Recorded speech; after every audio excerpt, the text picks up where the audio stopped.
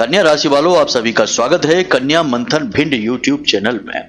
आपकी मौत को बुलावा भेज रही हैं आपके पूजा घर में रखी हुई ये 3 अपशगुनी चीजें।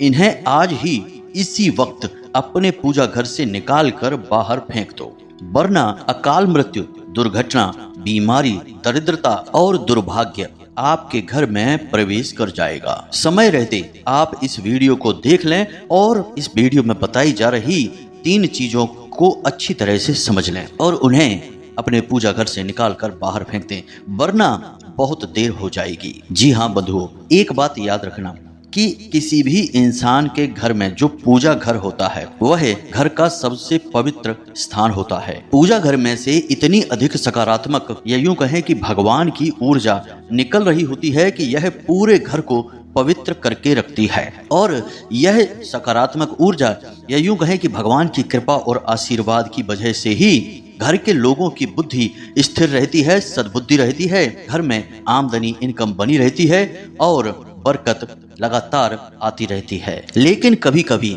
आपकी ही गलतियों की वजह से आपके पूजा घर का जो पवित्र स्थान है वह दूषित हो जाता है। और एक बात याद रखना कि एक बार यह स्थान दूषित हो गया तो फिर इसे पवित्र कर पाना बहुत मुश्किल होता है, क्योंकि पूजा घर में देवी देवताओं का वास होता है और एक बार दिव्य शक्तियां आपके पूजा घर को छोड़कर चली गईं तो फिर हर प्रकार की नकारात्मक ऊर्जा, भूत प्रेत पिशाच निशाचर सब आपके घर में प्रवेश कर जाएंगे और फिर ऐसी ऐसी घटनाएं आपके घर में घटित होंगी जिनके बारे में सोचकर ही आप कांप उठेंगे, आपके रोंगटे खड़े हो जाएंगे। और जो भगवान की ऊर्जा आपके घर से जा चुकी है उसे वापस घर में लाना बहुत मुश्किल है। बड़े बड़े पूजा पाठ और अनुष्ठान करने के बाद भी इस कार्य में सफलता हासिल नहीं हो पाती है। और सबसे बड़ी बात कि घर के मुख्य सदस्यों की बुद्धि फिर जाती है, यूं कहें कि उन्हें मति भ्रम होने लगते हैं तो फिर वे ऐसे ऐसे कार्य और करने लगते हैं जिससे कि सकारात्मक ऊर्जा, भगवान की कृपा और आशीर्वाद घर से कोसों दूर हो जाते हैं। इसीलिए आपने देखा होगा कि किसी किसी इंसान के घर में विनाश लीला एक बार प्रारंभ होती है तो वह इस हद तक चली जाती है कि उस घर में अकाल मृत्यु तक होने लगती है। दुर्घटनाओं में, लड़ाई झगड़ों में, कोर्ट कचहरियों में पड़कर लोगों की जिंदगी पूरी तरह से बर्बाद हो जाती है और आने वाली पीढ़ी भी पूरी तरह से मिट जाती है, समाप्त हो जाती है। यह बड़ा ही दुखद है। मित्रों, हम आपको इसका एक जीता जागता उदाहरण भी आगे वीडियो में बताने वाले हैं, जो हमारे एक प्रिय जानने वाले या यूं कहें कि एक मित्र हैं, उनके घर में घटना घटित हुई, लेकिन समय रहते उन्होंने हमसे संपर्क किया और हमने उन्हें बहुत ही शक्तिशाली कुछ उपाय और माता रानी की विशेष पूजा पाठ आराधनाएं करवाई तो उनके जीवन में कुछ शांति आई। लेकिन तब तक देर भी हो चुकी थी और उनके घर में एक जवान बालक की, जिसकी केवल 24-25 साल उम्र थी, दुर्घटना में अकाल मृत्यु हो चुकी थी। जी हाँ बंधु, यह बड़ी ही दुखद घटना है, हम आगे आपको बताएंगे और इस घटना के माध्यम से आपको बहुत कुछ सीखने को भी मिलेगा। मित्रों, चाहे कुछ भी हो जाए, कैसी भी बुरी से बुरी स्थिति आपके घर में बन जाए, लेकिन अपने घर के पूजा घर को कभी दूषित मत होने देना। इसके लिए बहुत ही कठोर और बहुत ही कड़े नियम हैं, उन्हें आपको मानना ही होगा, क्योंकि यहाँ अगर एक बार नकारात्मकता प्रवेश कर गई तो फिर इधर वापस से सकारात्मकता को ला पाना लगभग नामुमकिन है। जी हाँ बंधुओं, पूरे घर का शुद्धिकरण, हर एक इंसान का शुद्धिकरण और कई बड़े महंगे और कठोर अनुष्ठान कराने पड़ते हैं, तब जाकर कहीं घर में शुद्धता वापस आ पाती है। ईश्वरीय ऊर्जा, ईश्वर का प्रेम, आशीर्वाद वापस घर में आ पाता है। और यह हर एक के बस की बात नहीं है, क्योंकि परिस्थितियां भी ऐसी होनी चाहिए जब इंसान इन सब कार्यों में सक्षम हो और सबके पास समय भी होना चाहिए। ऐसा होता नहीं है तो हमेशा वही होता है जिसके बारे में डर रहता है, यानी कि अनिष्टकारी घटनाएं होती चली जाती हैं और बाद में नामो निशान तक मिट जाता है। कई ऐसे बड़े बड़े घर हैं जो आज की डेट में सुनसान पड़े हुए हैं, खाली पड़े हैं, कोई रहने वाला ही नहीं बचा है। जहां एक जमाने में उन घरों में बहुत रौनक हुआ करती थी, आज वहां कोई इंसान रहने के लिए तैयार नहीं है। उन घरों को भूतिया घर बता दिया जाता है और घर सुनसान पड़े हैं, ना कोई उनमें रह रहा है, ना उन्हें कोई खरीदना चाहता है, मतलब कि पूरी तरह से सर्वनाश हो चुका है। तो बंधुओं, ऐसा आपके साथ कभी ना हो, इसके लिए आपको यह वीडियो देखना ही होगा।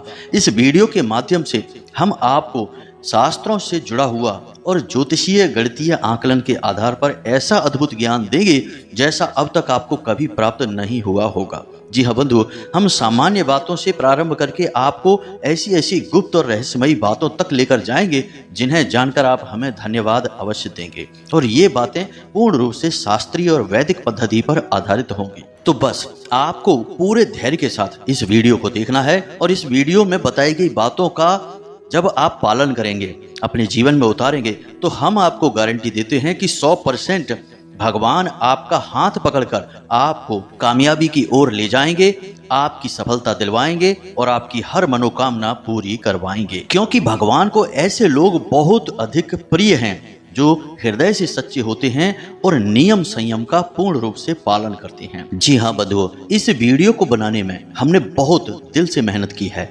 बहुत गहरी खोजबीन और रिसर्च के बाद अद्भुत ज्ञान का खजाना हम आपके लिए लेकर आए हैं। आप इस वीडियो को पूरा अवश्य देखना, तो हमारी मेहनत सफल हो जाएगी। साथ ही साथ हम आपको वीडियो के अंत में एक ऐसा शक्तिशाली उपाय बताएंगे जिसे आपको अपने पूजा घर में नित्य करना है। नित्य करने से मतलब यह है कि आप उस उपाय को यदि करते रहेंगे तो आपके जीवन में कभी भी किसी भी प्रकार की कमी नहीं होगी। कोई आपको परेशान नहीं कर पाएगा, आपके सामने कोई खड़ा भी नहीं रह पाएगा। माता भद्रकाली की पूरी कृपा और आशीर्वाद आपके जीवन में आ जाएगी। तो आपको उस उपाय को भी समझना है। बस इस विशेष कार्यक्रम में आपको अंत तक बने रहना है, यही हमारा आपसे एकमात्र निवेदन है। तो चलिए बंधुओं, बिना समय गवाए आज के इस विशेष ज्योतिष कार्यक्रम को शुरू करते हैं। लेकिन उससे पहले आप माता रानी को आभार अवश्य व्यक्त करें और कमेंट बॉक्स में पूरे भक्ति भाव के साथ एक बार नहीं 3 बार लिखना, जय मां भद्रकाली। माता रानी आपके ऊपर पूरी कृपा और आशीर्वाद बनाए रखेंगी। इसी के साथ साथ इस दास का आपसे एक छोटा सा निवेदन और है कि यदि आप इस चैनल पर पहली बार आए हैं तो इस चैनल को सब्सक्राइब करके बगल में जो घंटी का निशान है उसे भी अवश्य दबा ही दें। ऐसा करके आप हमारे और माता रानी के दिव्य परिवार के सदस्य बन जाएंगे और फिर आपके जीवन में अपने आप ही माता रानी की कृपा आ जाएगी और खुशहाली और सुख सुविधाएं अपने आप आपको मिलने लगेंगी। तो चलिए मित्रों, जल्दी से चैनल को सब्सक्राइब करिए, फिर आगे बढ़ते हैं। तो दोस्तों, अब ध्यान से सुनो। आपके पूजा घर में जो सामग्री पड़ी हुई है जिसे आप पूजा करने में प्रयोग करते हैं, जैसे धूप है, अगरबत्ती है, दीपक है और पूजा पाठ की किताबें हैं। अब एक चीज आप ध्यान रखिए कि आपके पूजा घर में केवल वही चीजें होनी चाहिए जो धर्म से, पूजा पाठ से जुड़ी हुई हैं। कोई भी पूजा पाठ के अतिरिक्त चीज आपके पूजा घर में होनी नहीं चाहिए। अब जैसे मानकर चलिए कि कुछ बर्तन हैं जो आपकी पूजा में प्रयोग होते हैं, लेकिन कुछ बर्तन ऐसे हैं जो एक्स्ट्रा होते हैं, फालतू होते हैं, उन्हें आप प्रयोग तो नहीं करते लेकिन वे आपके पूजा घर में पड़े रहते हैं। अब होता यह है कि वे बर्तन पीतल के होते हैं या तांबे के होते हैं और उन बर्तनों को आप प्रयोग भी नहीं कर रहे हैं तो वे मैले होने लगते हैं। क्योंकि उनका प्रयोग नहीं है तो उन्हें धोया भी नहीं जाता है, साफ सुथरा भी नहीं किया जाता है। कई बार ऐसा होता है कि पूजा घर में कोई बड़ा कटोरा है या कोई ऐसी वस्तु है, कोई चम्मच है, कोई ऐसी वस्तु है जो कि लंबे समय से प्रयोग नहीं हो रही है बर्तनों में और वह पड़ी हुई है। अब वह पीतल की है तो आपके गुरु को खराब कर देगी और यदि वह तांबे की है तो आपके सूर्य को खराब कर देगी और माता लक्ष्मी की कृपा भी आपके ऊपर नहीं आएगी। माता लक्ष्मी नाराज हो जाएंगी। याद रखना कि तांबे का सीधा संबंध सूर्य ग्रह से होता है और देवताओं में माता लक्ष्मी से होता है। उसी प्रकार पीतल का सीधा संबंध गुरु से होता है और देवताओं में भगवान श्री हरि विष्णु से, नारायण से होता है। तो अब ऐसे में पीतल और तांबे का कोई बर्तन आपके पूजा घर में यदि पड़ा है और वह लंबे समय से प्रयोग नहीं हो रहा है और वह थोड़ा बहुत भी यदि गंदा है, मैला है, तो आप उसे तुरंत अपने पूजा घर से हटा दीजिए। या तो आप उसे प्रयोग करना शुरू करिए या उसे उठाकर पूजा घर से बाहर रख दीजिए।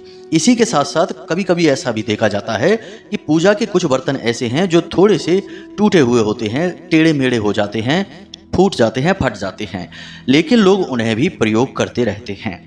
अब एक चीज आप याद रखिए कि जैसे पूजा घर में प्रयोग होने वाली भगवान की मूर्ति और फोटो हैं वे खंडित हो जाती हैं, उसी प्रकार पूजा की सामग्री यानी पूजा पाठ के बर्तन भी खंडित हो जाते हैं। तो यदि कोई कटोरा है जो फूट चुका है या थोड़ा बहुत भी पिचक गया है, दब गया है, तो उसे भी अपने पूजा घर में प्रयोग में ना लाएं। जी हाँ बंधुओं, यह बहुत बड़ी समस्या है। लोग समझते ही नहीं हैं। लोग सोचते हैं कि कोई बात नहीं है, प्रयोग किए चले जा रहे हैं।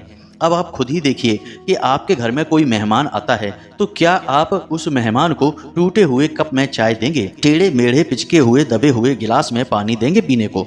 नहीं देंगे। लेकिन आपके पूजा घर में जो भगवान का लोटा है वह तो बहुत पिचक गया है, टेढ़ा मेढ़ा भी है। जो गिलास है जिससे आप भगवान का आचमन करते हैं वह भी पिचका हुआ है, टेढ़ा मेढ़ा है। तो जब आप अपने लिए साफ सुथरी अच्छी चीजें रखते हैं, अपने आने वाले मेहमानों का स्वागत अच्छी अच्छी चीजों से करते हैं, तो भगवान के लिए प्रयोग की जाने वाली चीजें ऐसी क्यों हैं? यह सोचने वाली बात है। यह तो मानव स्तर पर हम सोच रहे हैं, लेकिन ऊर्जाओं के स्तर पर यदि हम सोचें तो जब कोई वस्तु अपने आकार से अलग हो जाती है, यानी अपने मूल आकार को खो देती है, तो उस वस्तु से नकारात्मक ऊर्जा निकलने लगती है। जैसे कि कोई एक बर्तन है जो गोल है, सीधा है, लेकिन कुछ समय बाद वह थोड़ा सा दब गया, टेढ़ा मेढ़ा हो गया, तो अब वह अपने मूल आकार को खो चुका है। तो अब आप उसे यदि प्रयोग करेंगे तो वह नकारात्मकता को लेकर आएगा। तो अब ऐसे में आप क्या करें? कुछ लोग कहेंगे कि अरे हमारे यहाँ लोटा है, महंगा है, पीतल का है, तांबे का है, अब यह पिचक गया तो अब क्या करें, फेंक तो नहीं सकते। तो आप इसे बदल सकते हैं। दुकान पर ले जाएं और उसे यह लोटा दे दें और कुछ पैसे दे दें, बदले में वह आपको दूसरा बर्तन कोई भी पूजा पाठ का होगा दे देगा। जी हाँ बंधुओं, इस बात का विशेष ख्याल रखना चाहिए, यह बहुत आवश्यक है। इसी प्रकार होता यह है कि कुछ लोग अपने पूजा घर में ही छोटा सा एक डस्टबिन रख लेते हैं। जैसे कि एक बर्तन उन्होंने रख लिया, अब उस बर्तन में वे पूजा की जली हुई बत्तियां डाल रहे हैं, चढ़े हुए फूल डाल रहे हैं, अगरबत्ती वगैरह के जो लिफाफे होते हैं, जो पैकेट होते हैं प्रयोग नहीं हो रहे, उन्हें डाल रहे हैं। अब पूजा घर जैसे पवित्र स्थान पर कभी डस्टबिन हो सकता है क्या? आप किसी मंदिर में जाइए तो क्या मंदिर में आपको भगवान की मूर्ति के बगल से आसपास कहीं कोई डस्टबिन रखा दिखाई देता है? जी नहीं। डस्टबिन नकारात्मक ऊर्जा का प्रतीक है। उसमें कचरा इकट्ठा होता है, और कचरा क्या है? हमारे घर की नकारात्मक वस्तु, वह अब प्रयोग नहीं होती है। अब आपने उसे अपने पूजा घर में ही रख लिया है तो वह पूजा घर की सकारात्मक ऊर्जा को दूषित कर रहा है। खुद विचार करके देखिए, जो हम अपने लिए नहीं देख सकते वह हम भगवान के लिए कैसे देख सकते हैं? आपके कमरे में यदि कोई एक डस्टबिन लाकर रख दे और उसमें कचरा डालता रहे तो आपके कमरे में आपको रुकने में अच्छा नहीं लगेगा, आप वहां से चले जाएंगे या तो उस डस्टबिन को उठाकर बाहर रख देंगे। तो पूजा घर में आपने क्यों रखा हुआ है, उसे भी आप उठा दीजिए। तीसरा कि आपके पूजा घर में जब आप पूजा कर लेते हैं तो जो पुष्प आदि हैं, जो बत्ती हैं, जैसे दीपक की बाती है, पूरी नहीं जली है, थोड़ी सी बाकी रह गई है, या आपने धूप वगैरह अग्यारी की है और भगवान का हवन आचमन किया है, तो उससे जो बची हुई सामग्री है उसे आप एक थैली में भरकर अपने घर की छत पर रख दीजिए। जी हाँ मित्रों, जो पवित्र पौधे लगे हुए हैं, जैसे कि केले का पेड़ है, बेलपत्र का पौधा है, या तुलसी मैया का पौधा है, उनके पास इन्हें आप रख दीजिए और जब आपको मौका लगे तो इन्हें जल विसर्जित कर देना। लेकिन इन्हें अपने घर के अंदर रखना, पूजा घर में रखना बहुत ही खतरनाक है। जी हाँ बंधु, ऐसी गलतियां आप ना करें। अब इसी के साथ साथ यह भी देखा जाता है कि भगवान की कई ऐसी फोटोएं आपने अपने मंदिर में लगा रखी हैं दीवारों पर, उनका आप पूजा पाठ नहीं करते हैं, और पूजा पाठ नहीं करते हैं तब भी गलत है, और यदि आप पूजा पाठ करते हैं तो गौर नहीं करते हैं, थोड़ी थोड़ी वे फोटोएं फट जाती हैं। जरा सी फोटो फट गई है, जरा सा उसमें छेद हो गया है, आप तब भी उसकी पूजा करते चले जा रहे हैं, तो वह खंडित हो चुकी है। अब उसकी पूजा करना आपके लिए अनिष्टकारी होगा। जी हाँ बंधु, इन बातों को आप हल्के में बिल्कुल मत लेना, ये बहुत गंभीर परिणाम दे सकती हैं। तो आपको पूजा घर में एक भगवान की एक ही तस्वीर या एक ही मूर्ति रखनी है, यह नियम बनाना है। ज्यादा तस्वीरें रख देने से भगवान ज्यादा प्रसन्न नहीं हो जाते हैं। भगवान की तस्वीर तो भगवान का एक प्रतीक मात्र है, बाकी आप भगवान की पूजा कर रहे हैं उस तस्वीर के माध्यम से। तो अब ऐसे में 10-10 तस्वीरें रखने से आपको नुकसान अधिक होगा, लाभ कम होगा। इसका कारण यह है कि उन 10 तस्वीरों की आप सेवा नहीं कर पाएंगे। भगवान की तस्वीर आपने जो प्रतीक रखा है उसकी आपको सेवा भी करनी है, उसे नियमित साफ सुथरा रखना है, वह खंडित ना हो इस बात का ख्याल रखना है, और उसकी विधि विधान से पूजा पाठ करनी है। अब आप एक तस्वीर की तो पूरे विधि विधान से पूजा पाठ कर रहे हैं और अन्य तस्वीरों को आप देख भी नहीं रहे हैं, यह गलत है। आप उन तस्वीरों को हटा दीजिए। जिस तस्वीर की आप पूजा कर रहे हैं पूरे विधि विधान से, केवल उसी को अपने पूजा घर में रखिए, बाकी पूजा घर को साफ सुथरा रखिए। दूसरा कि आप जिस तस्वीर की पूजा कर रहे हैं उस तस्वीर को नाम मात्र खंडित नहीं होना चाहिए, तिल मात्र भी उसमें खंडन नहीं होना चाहिए। यदि जरा भी खंडन हुआ तो वह तस्वीर भगवान की न रही, अब वह भूत प्रेत पिशाचों को आकर्षित करेगी, क्योंकि भगवान खंडित स्थान पर नहीं रहते हैं, इसे आप याद रखना। तो जैसे ही वह खंडित हो उसे बदलकर दूसरी तस्वीर लगा देना है और उस तस्वीर को जल विसर्जित कर देना है। और विसर्जन का भी नियम है कि बहते हुए जल में ही विसर्जित करना है, कहीं कोई तालाब भरा है वहां पर नहीं डाल देना है। रुके हुए जल में विसर्जन नहीं होता है, वहां पर तो देवी देवताओं का अपमान हो जाता है। तो इन नियमों को आपको मानना है। अब बात करते हैं उन चीजों के बारे में जिन्हें हमने आपको वीडियो के प्रारंभ में बताया था। तो इन चीजों के बारे में जरा ध्यान से सुनना है। एक बार हम अपने जानने वाले एक परिचित हैं, उनके घर गए और हमने उनके पूजा घर में जाकर देखा। कुछ परेशानियां थी उनके घर में, तो उनके पूजा घर में हमने देखा कि उनके पितृ पूर्वजों की तस्वीर, यानी कि उनके पिताजी थे जो स्वर्ग सिधार गए थे, उनकी तस्वीर भगवान की अलमारी में ही रखी हुई थी और भगवान के साथ साथ उनको भी भोग चढ़ाया गया था, उनकी भी पूजा चल रही थी। अब आप खुद ही विचार करके देखिए कि एक तरफ हनुमान जी रखे हैं, एक तरफ भोले बाबा बैठे हैं और एक तरफ श्री हरि विष्णु और माता लक्ष्मी विराजमान हैं और उन्हीं के साथ एक इंसान की तस्वीर भी रखी हुई है। तो आप खुद ही इस बात का विचार कर सकते हैं कि क्या इस संसार में कोई एक ऐसा इंसान है जो भगवान के बराबर सम्मान रखता हो, भगवान के बराबर पूजनीय हो। अगर आपको लगता है तो बात ठीक है। वैसे शास्त्र तो यह कहते हैं कि भगवान के साथ साथ इंसान का कभी पूजन नहीं किया जाना चाहिए। यदि आप इंसान का पूजन करना चाहते हैं तो वह आपके लिए पूजनीय है, पूरे संसार के लिए नहीं। तो उसकी पूजा पाठ का भी नियम अलग है, यानी वह पूजनीय है, लेकिन भगवान के साथ नहीं पूज सकते। भगवान सर्व पूजनीय होते हैं, लेकिन आपके पुरखे पूर्वज आपके लिए पूजनीय है, संसार के लिए नहीं। इसीलिए भगवान की अलमारी में, यानी जिस अलमारी में, जिस मंदिर में, घर के जिस स्थान में भगवान विराजमान हैं, उस कमरे में तो किसी पुरखे पूर्वज की तस्वीर होनी ही नहीं चाहिए, किसी इंसान की तस्वीर भी नहीं होनी चाहिए, क्योंकि वह स्थान भगवान के लिए निर्धारित किया गया है। तो यह बहुत बड़ी गलती थी और इस गलती का परिणाम यह हो रहा था कि उनके घर के बच्चे बिल्कुल बिगड़ते चले जा रहे थे। ऐसे ऐसे गलत कृत्य करने लगे थे कि जिनके बारे में सोचकर भी शर्म आती है। तो हमने उनके घर का यह दोष मिटवाया, उस तस्वीर को वहां से हटवाया, उनके पूजा घर को पवित्र करवाया और एक साधना बताई जिसे उन्होंने 7 दिन तक किया। उसके बाद उनके जीवन में सब कुछ सामान्य होने लगा। जी हाँ बंधु, और आज वो सुखी हैं, कोई परेशानी नहीं है। घर के बच्चे शुद्ध बुद्ध हो चुके हैं और अपने काम में व्यस्त हो चुके हैं। तो यह एक ऐसी क्रिया है, इसे आपको भूलकर भी नहीं करना है। दूसरा, कुछ लोगों के साथ यही समस्या है कि वे पितृपूर्वज की तस्वीर तो नहीं रखते भगवान के साथ, लेकिन अपने गुरुओं की तस्वीर रख देते हैं और गुरु को भगवान के समान बनाकर पूज रहे होते हैं। लेकिन बात यहाँ पर भी यही आ जाती है कि आपके गुरु आपके लिए पूजनीय हैं, लेकिन संपूर्ण संसार के लिए नहीं। लेकिन भगवान सर्व पूजनीय हैं। तो आपके गुरु आपके लिए यदि पूजनीय हैं तो उनकी पूजा आप अपने हिसाब से करिए, भगवान के साथ उन्हें नहीं पूजना है। फिर से यह बहुत बड़ी गलती होगी। इंसान ही तो हैं वो, भगवान तो नहीं है। तो जब इंसान है तो उनके लिए इंसानों वाले विधि विधान हैं, भगवान वाले विधि विधान से उनकी पूजा भगवान के बराबर से रखकर की जाएगी तो यह भगवान का अपमान है। ऐसी गलती आपको भूलकर भी नहीं करनी है। उन्हें भी उस स्थान से हटा दीजिए, पूजा घर में से ही हटा दीजिए और दूसरे किसी स्थान पर रखिए और उनका जैसा आप चाहें वैसे पूजा पाठ करें, लेकिन भगवान के साथ नहीं करना है। तो यह बहुत कठोर नियम है, इसे आपको मानना ही होगा। अब दूसरी चीज के बारे में बात कर लेते हैं। इसके बारे में भी लोगों को बहुत बड़ा भ्रम है। याद रखना कि पूजा घर में वो चीजें रखी जाती हैं जो पूजा पाठ के प्रयोग की होती हैं और भगवान के लिए उपयोगी होती हैं, यानी पूजा पाठ में प्रयोग की जाती हैं। निर्माल्य यानी उपयोग हो चुकी चीज का पूजा घर में कोई स्थान नहीं होता है। अब कुछ लोग अपने पूजा घर में मोर पंख रख लेते हैं या मोर पंख से बनी हुई चीजें रख लेते हैं, लेकिन आप खुद विचार करके देखिए कि मोर पंख भी निर्माल्य है, उसे भी मोर ने त्याग दिया है। तो आप उसे अपने पूजा घर में रख रहे हैं तो वह असल में किसी की त्यागी हुई वस्तु है, उपयोग की जा चुकी वस्तु है। तो पहली चीज कि वह निर्माल्य है और दूसरी चीज कि वह त्यक्त है, यानी त्यागी गई वस्तु है। अब ऐसी वस्तु भगवान के स्थान पर रखना सर्वथा अनुचित होता है, गलत होता है। अब यह बात सत्य है कि मोर पंख को भगवान श्री कृष्ण से जोड़कर देखा जाता है, तो आप उसे अपने घर के अन्य स्थानों पर रख सकते हैं। यानी अपने ड्राइंग रूम में रख सकते हैं, अपने बेडरूम में रख सकते हैं। वहां पर मोर पंख की सकारात्मक ऊर्जा आपको बहुत लाभ पहुंचाएगी।